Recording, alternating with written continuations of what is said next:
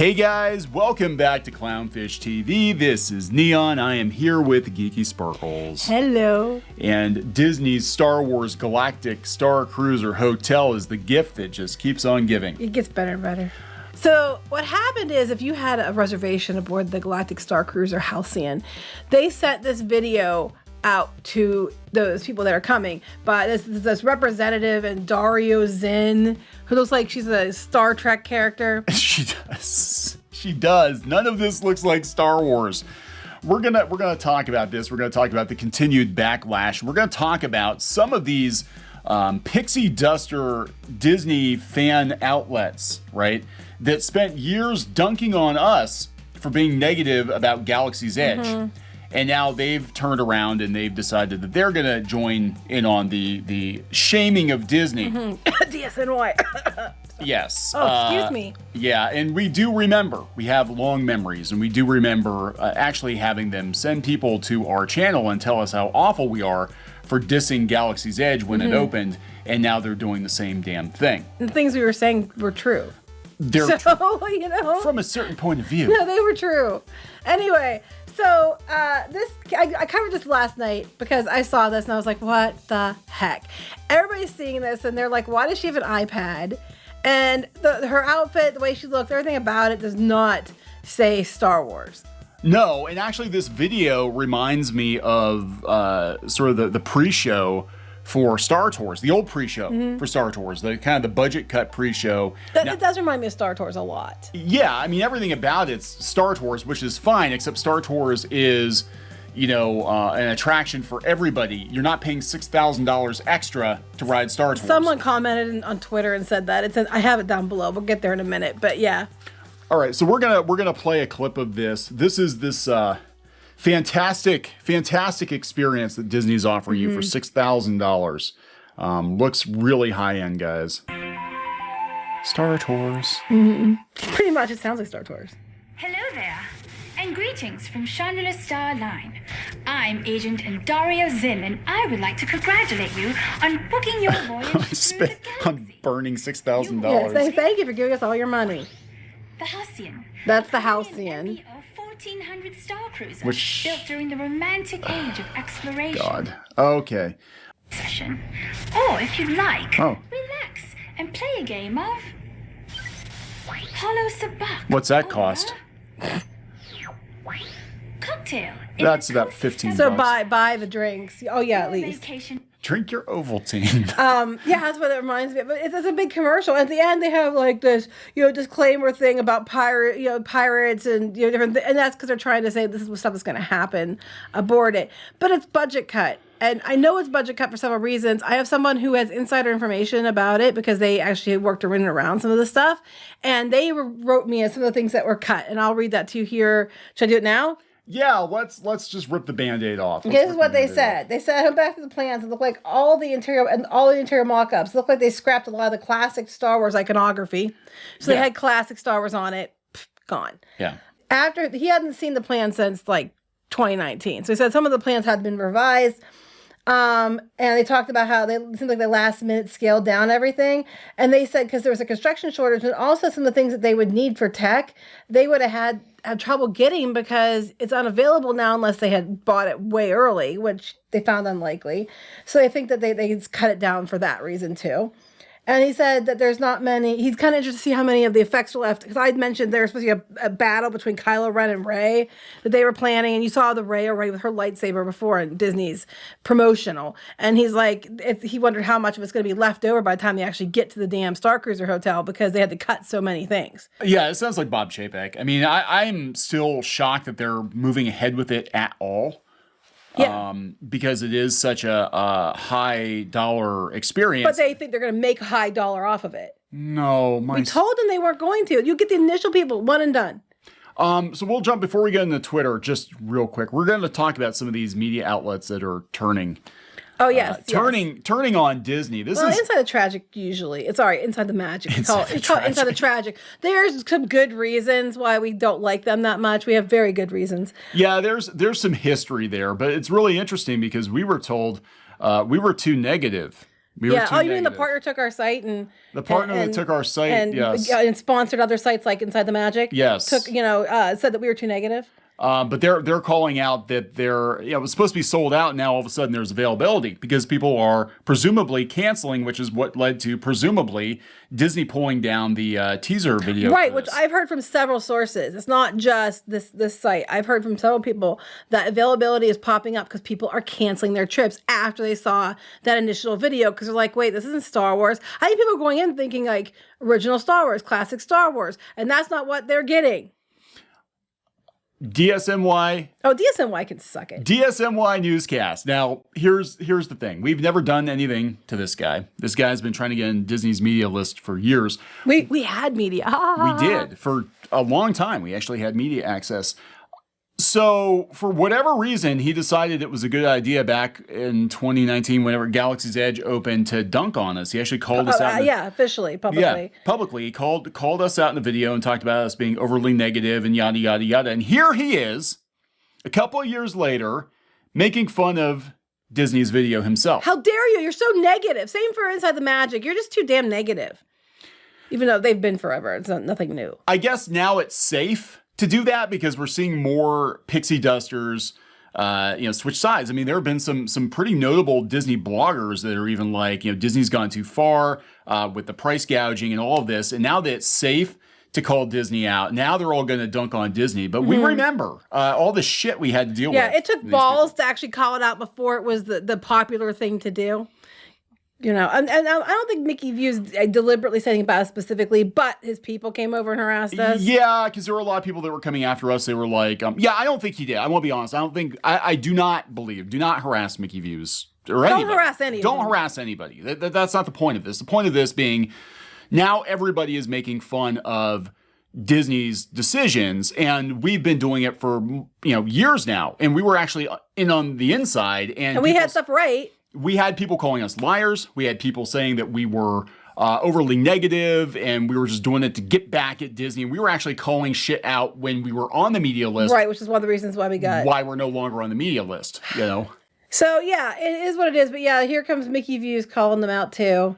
Yeah. I just think it's funny because all these people are like, everything's pixie dust and magic, fart rainbows, eat Mickey apples. Yeah, I thought you were going to say eat Mickey's ass. Well, those are 2 apples. Sure, pal. Let me drop my drawers. M-I-C-K-E-Y. He's like sorrow. Anyway, let's go. Anyway, KY. J-E-L-L-Y.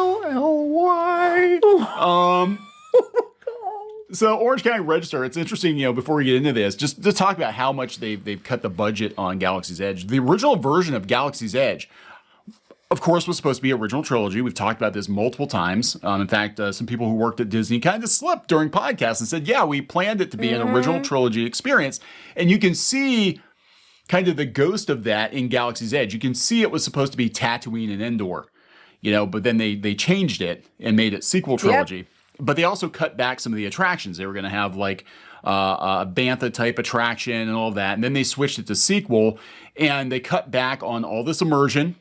We were supposed to have aliens and droids walking around and all stuff. And as it is right now, occasionally you'll see Kylo Ren, a couple stormtroopers, and that blue-haired spy girl. Mm-hmm. And that's about it. Well, they also were supposed to have like a dinner theater experience that was supposed to be super immersive. And now they're complaining in the OC Register that they're basically paywalling that, and you have to go to Disney World. And no, you don't say. Who's been saying that for months?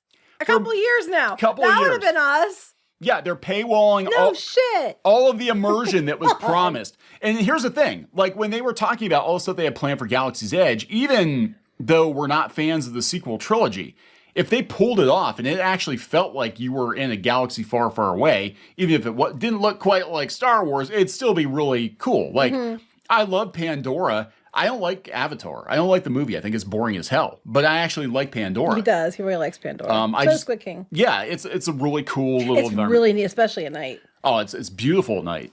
So I was like, I was willing to give it a chance if they could pull it off. But I mean, there's parts of it that look cool, but a lot of it just seems really not well thought out. Like the Moroccan flea market. you know, even before COVID, it was impossibly hard to navigate that. Yeah, And for people yeah. to walk in there, you couldn't even get into Doc Ondars half the time. It's just a mess. Yeah, so I mean, a lot of people were like, you know, what the hell, Disney? And it's funny to see all these people turn on Disney now and realize that Galaxy's Edge is probably 20% of what it was supposed to be. Because we heard from cast members and stuff that we had talked to that, you know, they were being told, oh, you're going to have like, they're going to see blasters going over your head and there's going to have all this immersion and they're going to come and they're going to be actors that interact with you and you're going to be how you fly the Falcon's going to determine how you're treated and all this other shit. And there's all this stuff they kept promising. And then like hardly any of it came to pass. And now they're touting those exact same things for the Starcruiser hotel. But you have to pay like $6,000 to go. Yep. Not even 2 days, by the way. Yeah, not even 2 full days.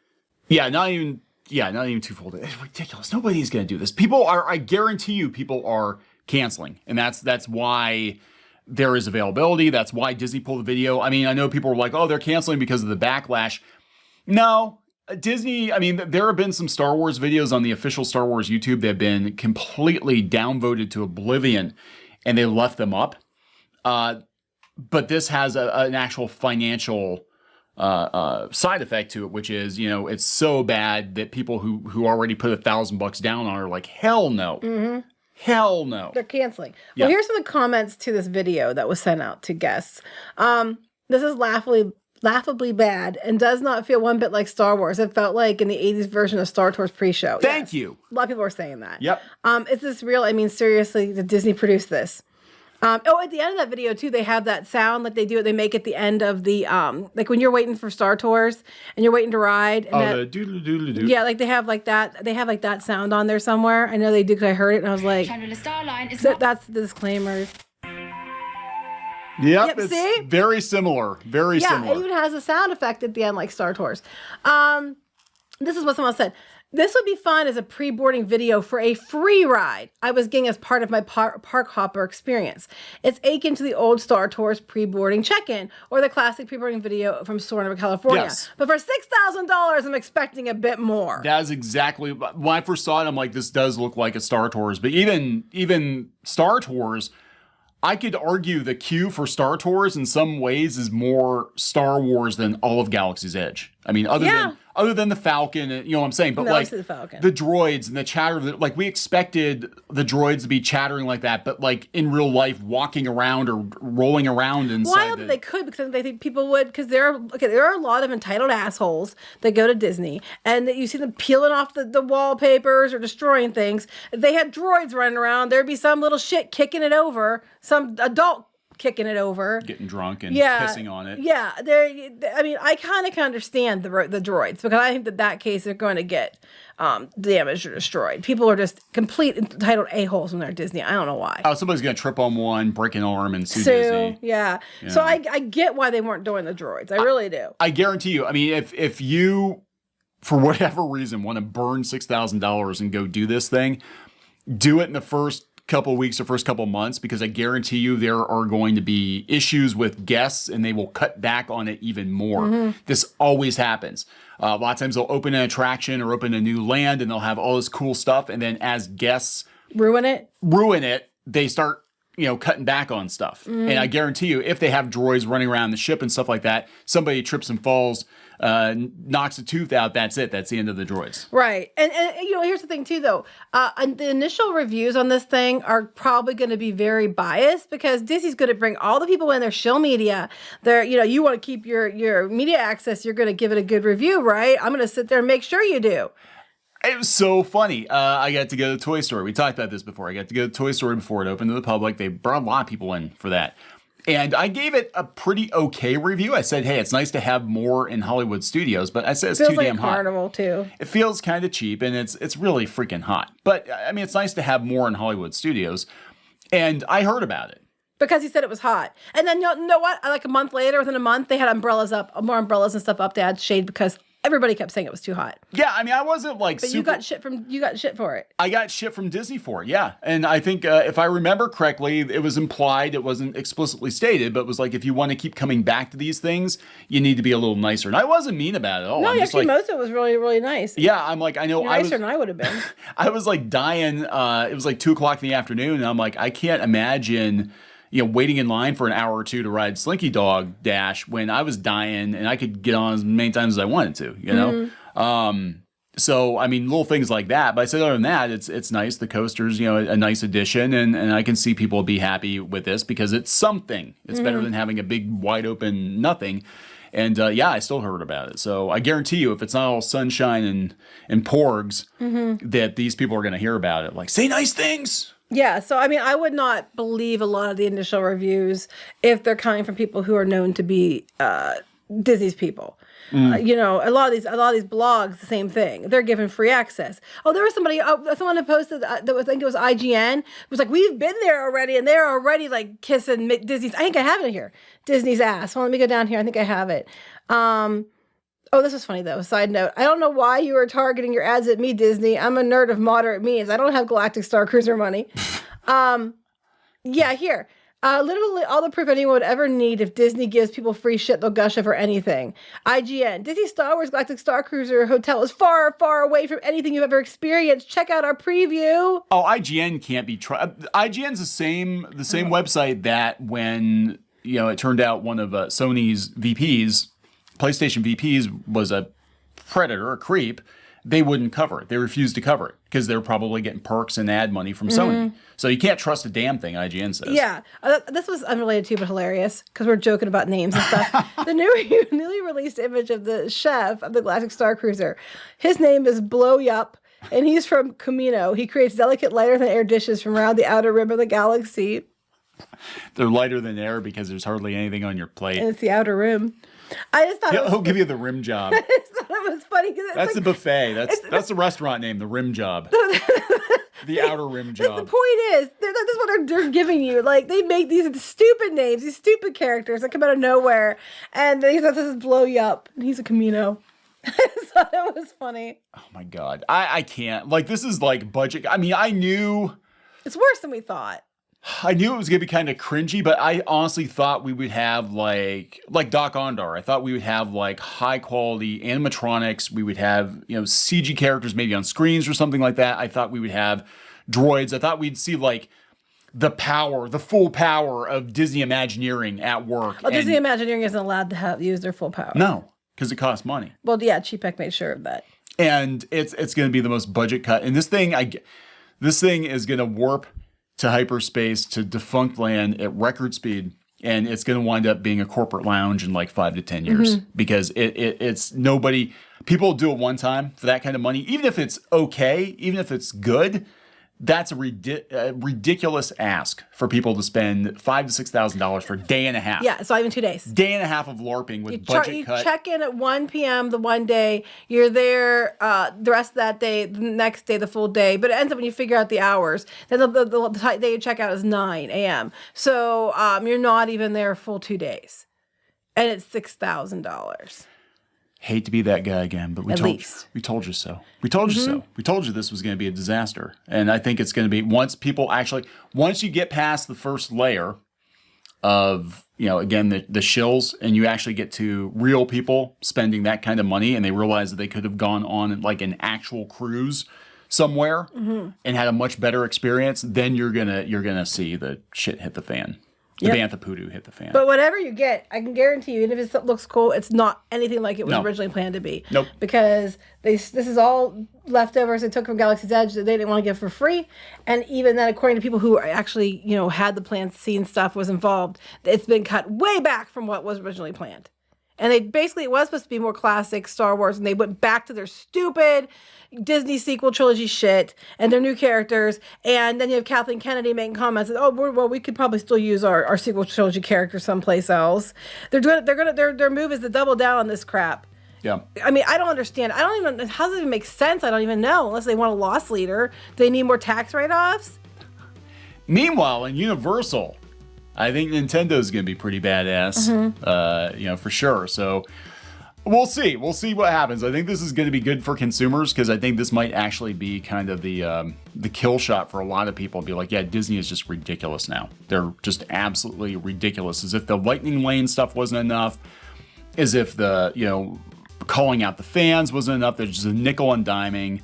This is the straw that broke the camel's back. It gets me that they're like, well, why are you charging so much? Because of the Disney brand. You're paying for the Disney brand. Why do I have to pay 3 times as much for this hotel than one down the street? Well, it's a Disney brand. And then when they get assessed for taxes on their properties and they count the Disney brand in the assessment, they sue until they win so that the Disney brand doesn't count it in their tax assessment. Yeah.